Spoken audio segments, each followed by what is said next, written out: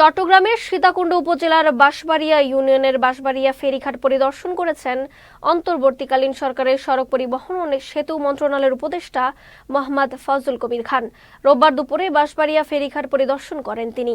এ সময় উপস্থিত ছিলেন চট্টগ্রাম জেলা প্রশাসক ফরিদা খানম, সীতাকুণ্ড উপজেলা নির্বাহী অফিসার KM রফিকুল ইসলাম সহ বাংলাদেশ সেনাবাহিনী, BIWTC, PDV ও সড়ক জনপদের ঊর্ধ্বতন কর্মকর্তারা। উন্নয়ন যা কিছু হয়েছে সব বড় শহরে হয়েছে, কিন্তু সাধারণ মানুষ এই উন্নয়নের কোনো সুফল পায় না। তো আমরা এখন এই দিকেই, এই যে এটা কিন্তু যে আমার ব্যক্তিগত না, আমাদের যে প্রধান উপদেষ্টা ওনার নির্দেশ হচ্ছে যেসব জায়গায় উন্নয়নের ছোঁয়া পৌঁছে না সেই সব জায়গায় পৌঁছাতে হবে আমাদেরকে। যেসব জায়গায় মানুষের দরকার সেখানে আমাদেরকে পৌঁছাতে হবে। তো ওই জন্যই এটা প্রচেষ্টা, এবং এই যে সন্দ্বীপেরটাকে আমরা একটা টেস্ট কেস হিসেবে দেখতেছি।